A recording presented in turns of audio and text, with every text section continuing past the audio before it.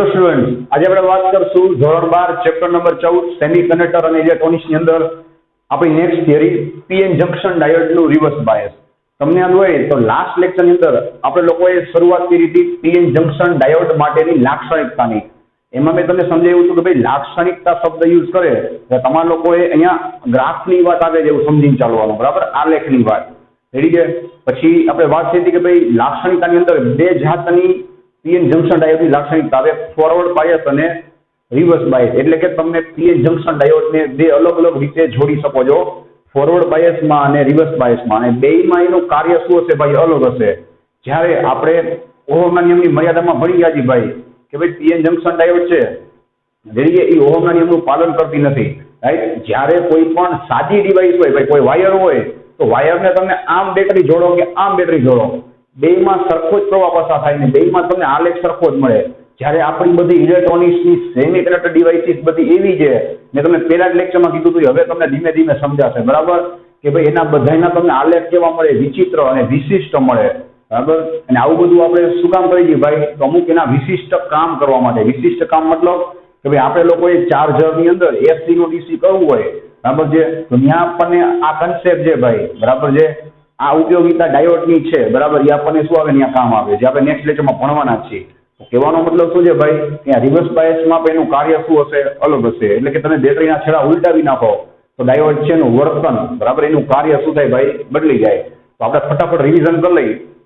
તો ફોરવર્ડ બાયસમાં આપણે વાત થઈ હતી ભાઈ કે છેડા મેચિંગ થવા જોઈએ. પી સાથે બેટરીનો પોઝિટિવ અને ડાયોડના એન સાથે બેટરીનો નેગેટિવ જોડો એટલે શું થાય ભાઈ? તો કે ડાયોડનું, યાદ કરો ભાઈ, ડાયોડની અંદરનું પોટેન્શિયલનું વિદ્યુત સ્થિતિમાન અને બેટરીનું જે વિદ્યુત સ્થિતિમાન છે ભાઈ, અથવા તમે વિદ્યુત ક્ષેત્ર કયો, એ બે વિરુદ્ધ દિશામાં હોય. હવે મારો ભાઈ આ કેવી સિચ્યુએશન થઈ? તમે જ્યારે બેટરી બે વિરુદ્ધ દિશામાં જોડો, આપણે ચેપ્ટર 3માં ભણી ગયા છીએ કે બેના વોલ્ટેજની શું થાય? બાદબાકી થાય.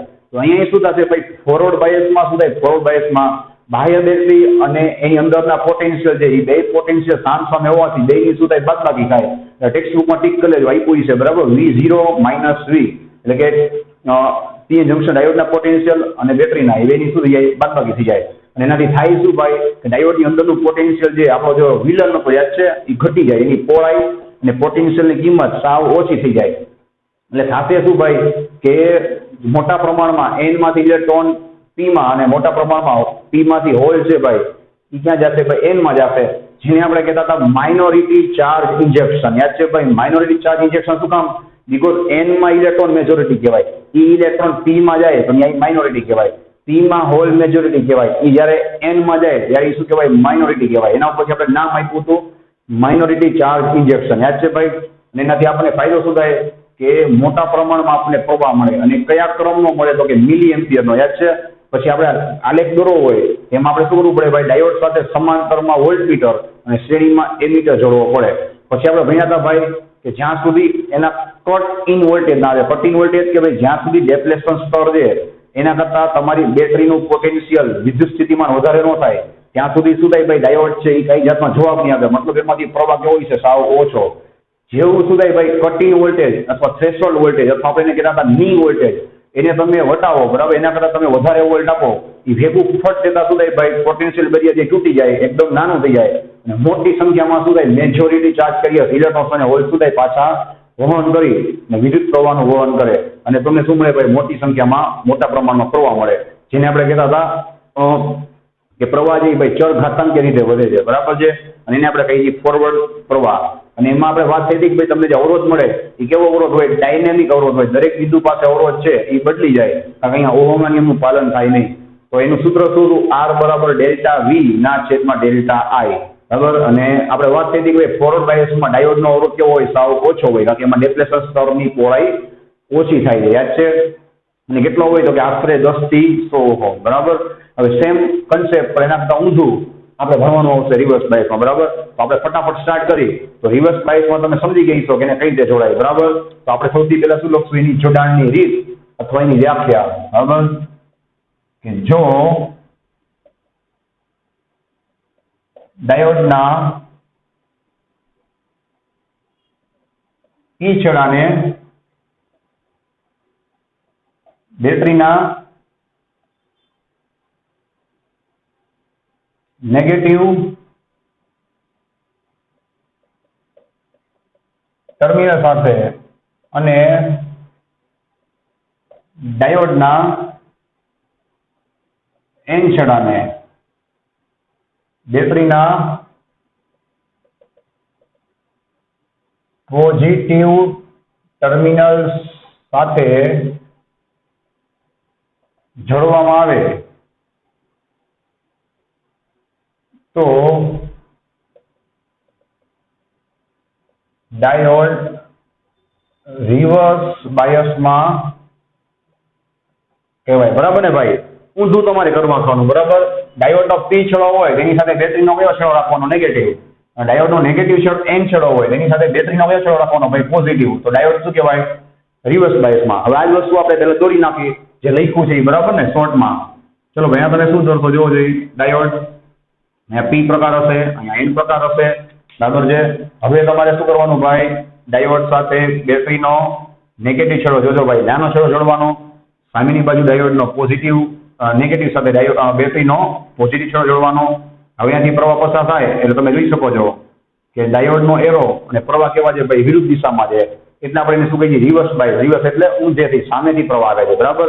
હવે આપણે અંદર શું થતું હોય ભાઈ? ઈ ફિગર દોરી. બરાબર ને? જે ફોરવર્ડ બાયસમાં દોરેલી હતી એ જ રીતે જોવો જોઈએ. તો તમે સેમ વસ્તુ દોરશો ભાઈ.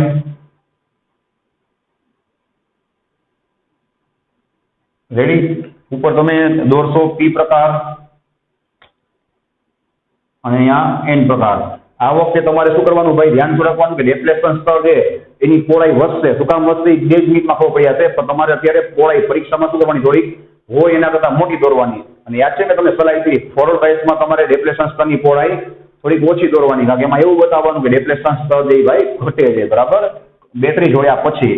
તો ચલો ભાઈ હવે આપણે એને બેટરી સાથે જોડી નાખી જોવો જોઈએ. બરાબર? પી સાથે કયો છેડો આવશે ભાઈ? ઋણ છેડો. અને એન સાથે આવશે ધન છેડો. રેડી છે? ચલો ભાઈ હવે દર વખતની જેમ અહીંયા પ્લસ ને માઇનસ લખી જ નાખવાનું. તમને ઈઝી પડે. જો પી સાથે નેગેટિવ, એન સાથે પોઝિટિવ. બરાબર? ચલો હવે આપણે એના આયન્સ બતાવ્યા છે. પી માં કયો આયન હોય ભાઈ? નેગેટિવ આયન હોય. શું કામ હોય હવે તમને ખબર જ હશે. રેડી છે? ચલો અહીંયા નેગેટિવ આયન્સનું પ્રમાણ તમારે થોડું વધારે બતાવી દેવાનું.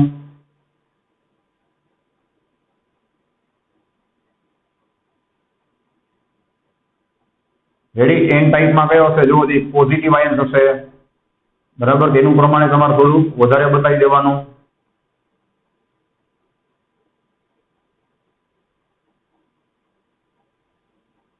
ચલો ભાઈ હવે તમને ખબર જ છે આ ડાયોડનું પોતાનું જે ડેપ્લેશન રિજિયન છે, ડેપ્લેશન વિસ્તાર, એનું પોતાનું પોટેન્શિયલ કેટલું હશે ભાઈ?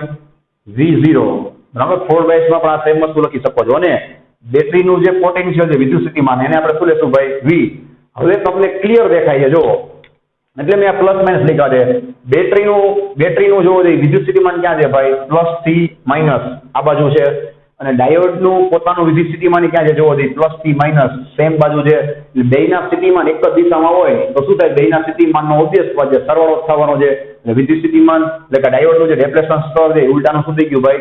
વધી ગયું. ખબર પડી ગઈ? હવે આપણે એના કેરિયર્સ દોરી નાખી.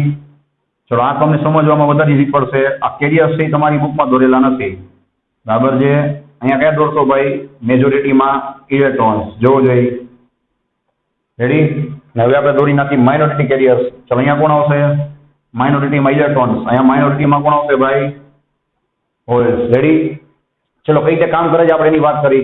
બરાબર? આમાં ક્લિયર દેખાય છે ભાઈ જોવો જોઈએ કે અહીંયા પ્લસ હોય. બરાબર? અહીંયા માઇનસ હોય.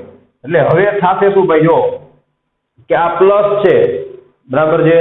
ઈ અહીંયાથી હોલ છે ભાઈ. રેડી? એને આકર્ષણ કરે. તેમાં માઇનસ છે ભાઈ. આ ઇલેક્ટ્રોન્સ છે એને શું કરે? આકર્ષણ કરે. ઓલામાં શું થતું હતું યાદ છે ભાઈ? કે ઇલેક્ટ્રોન અને હોલ છે એને ઓલા આપણા બેટરીના પ્લસ માઇનસ શું કરતા હતા? સામ સામે ખેંચતા હતા. એટલે પ્લસ માઇનસ શું કરે ભાઈ? જંકશનને ઓળંગીને જતા હતા. જંકશનને ઓળંગીને જાય તો મેં તમને શું સલાહ આપી યાદ છે? એને ડિફ્યુઝન કહેવાય. બરાબર? એટલું યાદ રાખવાનું. અહીંયા ક્લિયર દેખાય છે ભાઈ કે ઉલટાના સાથે શું ખબર છે ભાઈ? લેવાના દેવા સાથે. મેં તમને કીધું હતું ને કે આપણો જે વિલન છે એને આ વખતે હીરો શું કરશે ભાઈ? મારશે ને ઉલટામાં એને હેલ્પ કરશે, સપોર્ટ કરશે. ઉલટાના આપણે જે વિલન છે એની પહોળાઈને શું કરી નાખી? જોયું? આ હીરોએ વધારી નાખી. ને આ પ્લસ છે એ ઉલટાનું શું કરશે ભાઈ? આ ઇલેક્ટ્રોન છે એને ઉલટાનું પોતાની તરફ આમ બહારની તરફ ખેંચશે, જુઓ તમે. અને આ માઇનસ છે આ હોલ્સ કેવા આપણે ધારી હતી પોઝિટિવ, એને ઉલટાનું પોતાની તરફ બહારની તરફ ખેંચશે, બરાબર છે. એટલે ડેપ્લેશન સ્તર શું થાય? ઉલટાનું મોટું થાય. કેમ થાય એનું રિયલ લોજિક આપું છું, જે બુકમાં નહીં હોય. જો હવે આ બધા ઇલેક્ટ્રોન છે ભાઈ, એ તો પાકું થઈ ગયું કે નેગેટિવ બાજુ તો ખેંચાવાના છે નહીં, કાકા તો નેગેટિવ અપાકર્ષણ કરે. તો આ ઇલેક્ટ્રોનને ખેંચશે કોણ? આ પોઝિટિવ. હવે આ ઇલેક્ટ્રોન બધા પોઝિટિવ બાજુ ખેંચાય, બરાબર. એટલે થાય શું ભાઈ? કે અહીંયાથી ઇલેક્ટ્રોન જે બધા મુક્ત થઈ અને છેડા તરફ જાય, તો અહીંયાથી ઇલેક્ટ્રોન મુક્ત થાય એટલે અહીંયા આયનોની સંખ્યા શું થતી જાય? વધતી જાય. એટલે ડેપ્લેશન સ્તર છે ને પોળું થતું જાય અને એનું જે વિદ્યુત સ્થિતિમાં જે વધતું જાય. આ એનું રિયલ લોજિક છે. હજી એક ચાન્સ છે સમજવાનું. આ બાજુ જોવો, આ માઇનસ છે અહીંયા પોઝિટિવ હોલને શું કરે? પોતાની બાજુ ખેંચે.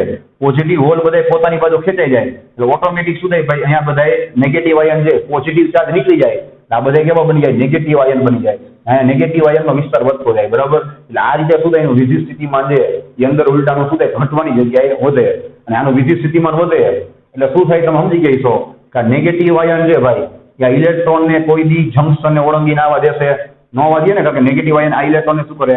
અપાકર્ષણ પહેલા તો કરતા હતા, હવે તો શું કરશે? હજી જાજુ કરશે. અને આ પોઝિટિવ આયન છે ભાઈ, આ બાજુ એ બધા આપણા હોલ જે પોઝિટિવ છે એને શું કરશે ભાઈ?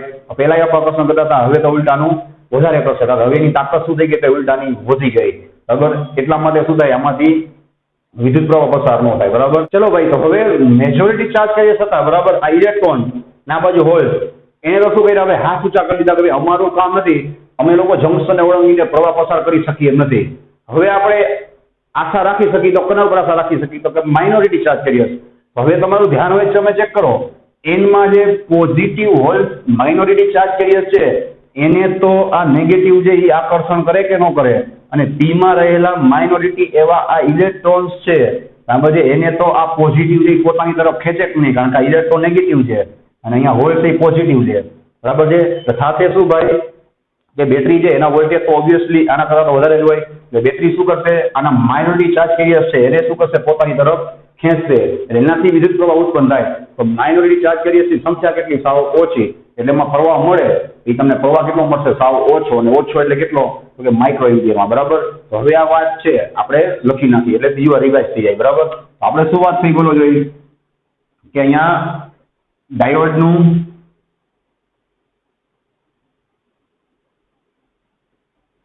ડાયોડનું સ્થિતિમાન જેને આપણે શું કહીએ ભાઈ? V0 અને બેટરીનું સ્થિતિમાન જેને આપણે શું કહીએ ભાઈ? V એ બંને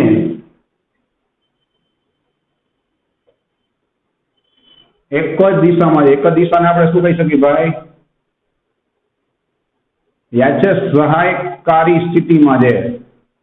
હવે ચેપ્ટર 3 માં ભણતા ને ભાઈ કે બે બેટરી સેમ દિશામાં હોય તો સહાયકારી કહેવાય, એકબીજાની વિરુદ્ધમાં હોય તો આપણે એને વિરોધક સ્થિતિ કહેતા. તો અહીંયા બે કઈ દિશામાં છે? સહાયકારી સ્થિતિમાં છે, બરાબર. એક જ દિશામાં હોવાથી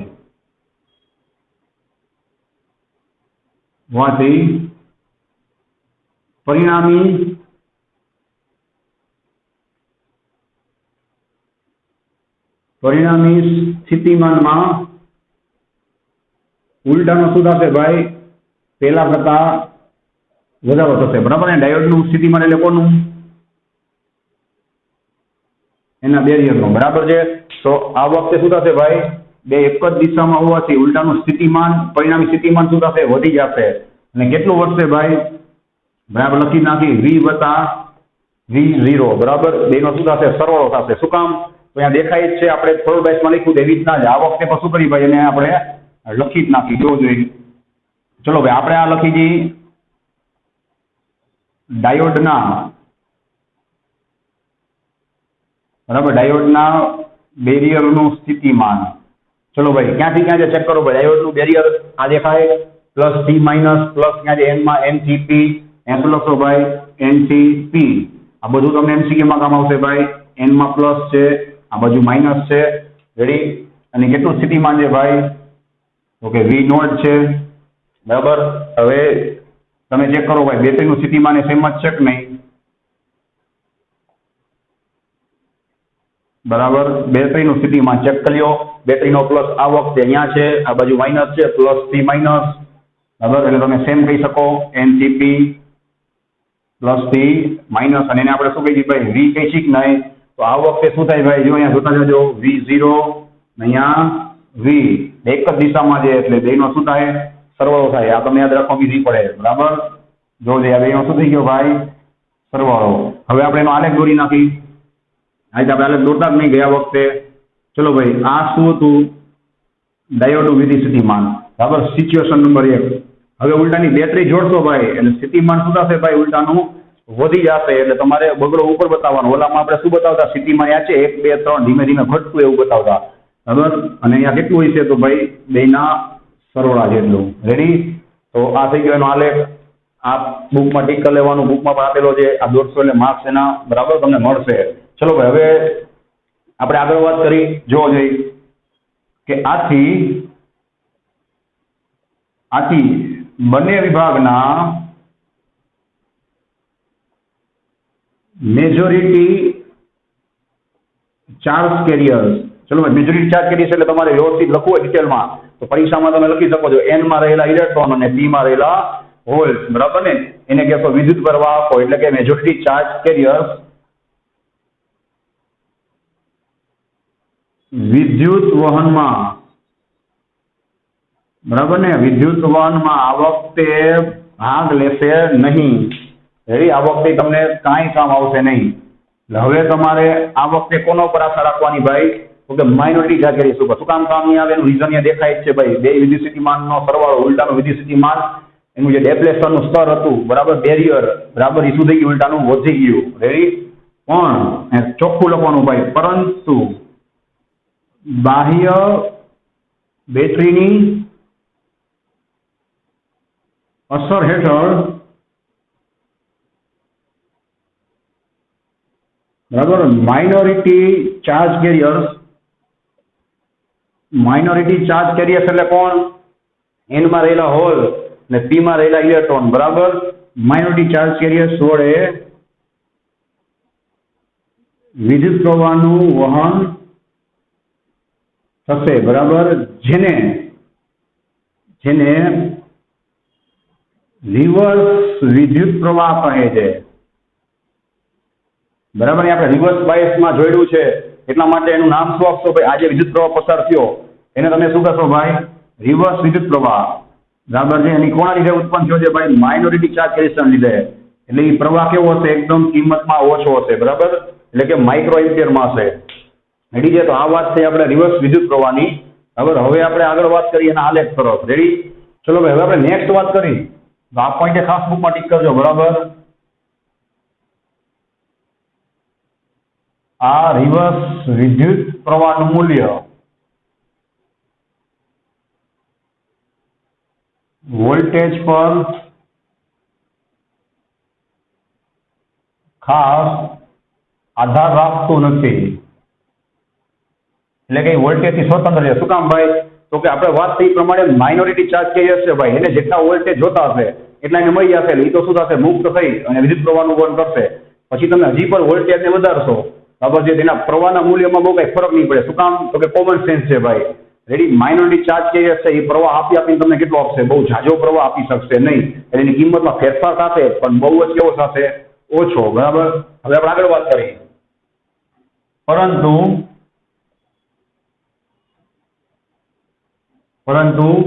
બાહ્ય બેટરીના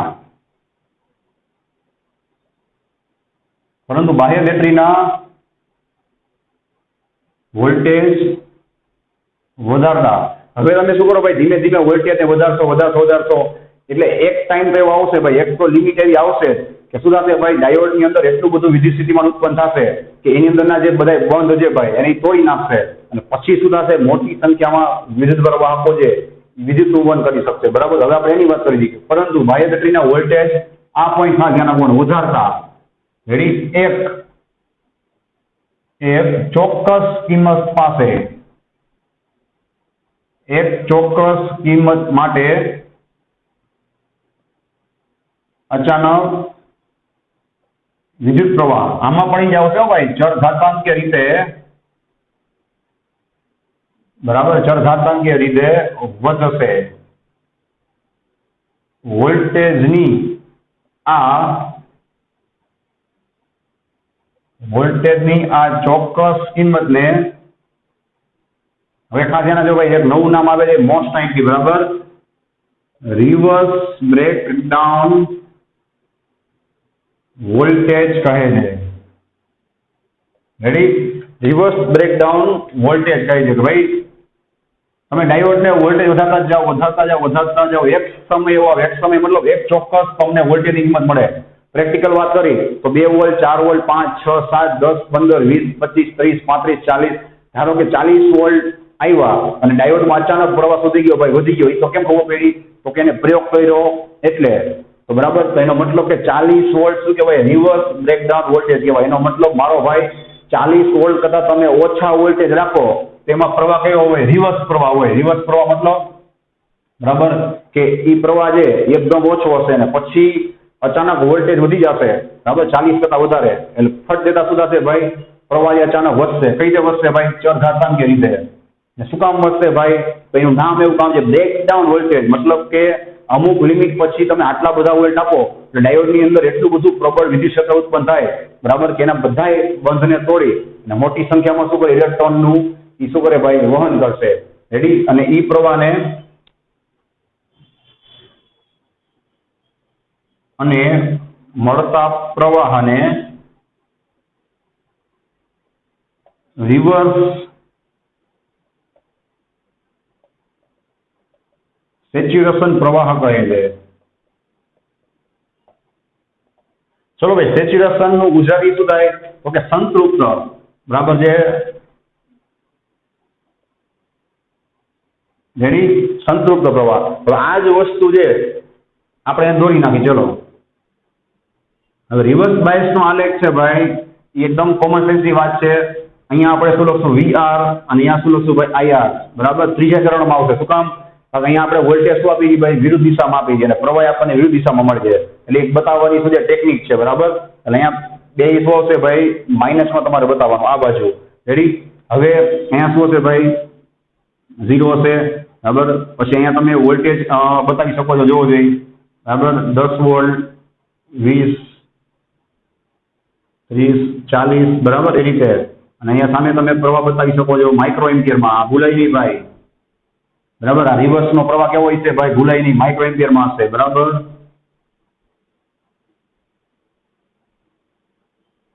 રેડી? ચલો ભાઈ આપણે શું વાત થઈ કે જેમ જેમ તમે વોલ્ટેજ વધારો ભાઈ 10 વોલ્ટ રિવર્સ બાયસમાં ઓછા ના કહેવાય ભાઈ. ફોરવર્ડ બાયસમાં તો તમારે 10 વોલ્ટ આપવાની જરૂર ન હોય 3-4 વોલ્ટમાં તો પૂરું થઈ જાય. 10 વોલ્ટ તમે આપ્યા તોય તમને પ્રવાહ કાંઈ ન મળ્યો બરાબર. જોજો 20 30 40 45 બરાબર. છેલ્લે એક સમય એવો આવ્યો કે એમાં એટલું બધું વિદ્યુત સ્થિતિમાન વધી ગયું બરાબર કે પછી શું થયો ભાઈ અચાનક પ્રવાહ જોવો જોઈએ અચાનક પ્રવાહ શું થયો તો કે વધી ગયો બરાબર. તો અહીંયા જે તમને વોલ્ટેજ મળે ભાઈ આ બિંદુ પાસે એ વોલ્ટેજને શું કહેવાય રિવર્સ બ્રેકડાઉન વોલ્ટેજ બરાબર છે.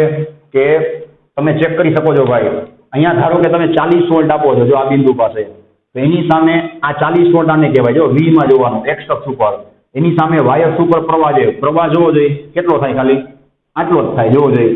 અને અચાનક તમે 45 ઉપર વોલ્ટેજ આપ્યા ચેક કરો આટલા તમે વોલ્ટ આપ્યા થોડાક વોલ્ટ વધાર્યા એ ભેગો અહીંયા ક્યાંક તમે ચેક કરો પ્રવાહ અચાનક વધી ગયો કે નહીં આટલો બધો થઈ ગયો 10 માંથી ડાયરેક્ટ 50 થી 60 માઇક્રો એમ્પિયર થઈ ગયો. એટલા માટે આપણે શું કહીએ ભાઈ બ્રેકડાઉન વોલ્ટેજ કહીએ અને જે પ્રવાહ મળશે એને આપણે રિવર્સ પ્રવાહ રિવર્સ સેચ્યુરેશન પ્રવાહ કહીશું બરાબર. હવે આ વસ્તુ છે એને આપણે પ્રેક્ટિકલ ફિગર દોરવી પડશે કે નહીં લાસ્ટ ટાઈમ દોર્યું તો એવી રીતના ચલો આપણે એની ફિગર દોરી નાખી જોવી ફટાફટ બરાબર. અહીંયા તમે ડાયોડ બતાવશો P છેડો N છેડો. રેડી? આપણે વાત થઈ તે પ્રમાણે ડાયોડ સાથે તમારે વોલ્ટમીટર કઈ રીતે જોડવાનું ભાઈ આ રીતે જોવો જોઈએ સમાંતરમાં જોડશો અને કયા વોલ્ટેજ માપશે ભાઈ રિવર્સ વોલ્ટેજ ડાયોડની અંદર બરાબર. હવે અહીંયા તમે બેટરીનો કયો છેડો જોડશો ભાઈ માઇનસ અને આ તમે જોડશો બેટરીનો પ્લસ છેડો. રેડી? અને વચ્ચે શું હશે ભાઈ પ્રવાહ માપવા માટે બરાબર એમીટર આવશે. ને કયું એમીટર હશે ભાઈ માઇક્રો એમ્પિયર એમીટર. રેડી? અહીંયા વોલ્ટેજ કેટલા છે V અને બેટરી કેવી હશે ભાઈ ચલિત બેટરી. ચલિત મતલબ જેના વોલ્ટેજ આપણે ધીમે ધીમે વધારીને ફેરફાર કરી શકીએ અને કોની મદદથી કરવાના હોય રિઓસ્ટેટ કે પોટેન્શિયોમીટરથી. આપણું ચેપ્ટર નંબર 3 બરાબર. તો આ રીતે શું થશે ભાઈ રિવર્સ બાયસમાં ડાયોડ છે એ કામ કરશે. અને રિવર્સ બાયસમાં આપણે છેલ્લા પોઈન્ટની વાત કરી ભાઈ, તો રિવર્સ બાયસમાં ડાયોડ છે, ડાયોડ એનો અવરોધ આશરે 10⁶ ઓહમના ક્રમનો હશે. વિચારો કરો ભાઈ, 10⁶ ઓહમના ક્રમનો હોય એટલે કે લાખો ઓહમમાં થાય, બરાબર. એનો મતલબ આમ ટૂંકમાં શું થયું ભાઈ કે રિવર્સ બાયસમાં ડાયોડ છે ને બહુ જ વધારે અવરોધનું કામ કરે અને પ્રવાહને પસાર ન થવા દે. માઇક્રો એમ્પિયરમાં પ્રવાહ હોય એટલે એકદમ કેવો કહેવાય, માઇનર જ કહેવાય. અને ફોરવર્ડ બાયસમાં જે એનો અવરોધ કેવો હોય, સાવ ઓછો હોય એટલે એમાં શું થાય ભાઈ, બહુ જ વધારે પ્રમાણમાં પ્રવાહ પસાર થાય, બરાબર. તો નેક્સ્ટ વિડીયોની અંદર આપણે લોકો આનું રિવિઝન છે એ તફાવતના રૂપમાં કરી લખશું નહીં, બરાબર, ખાલી બોલીને તફાવતના રૂપમાં કરી અને પછી આપણે આગળ વધશું આની ઉપયોગિતા તરફ કે ભાઈ આનો હવે ઉપયોગ કઈ રીતે કરાય. આપણે એને ઓપરેટ કરતા, ઓપરેશન મતલબ કે એને ચલાવતા તો શીખી લીધું, બરાબર ને. તો ચલો ભાઈ, નેક્સ્ટ વિડીયોમાં આપણે અહીંયાથી આગળ વધશું. So thanks for watching this video. Take care of yourself and see you soon in the next lecture.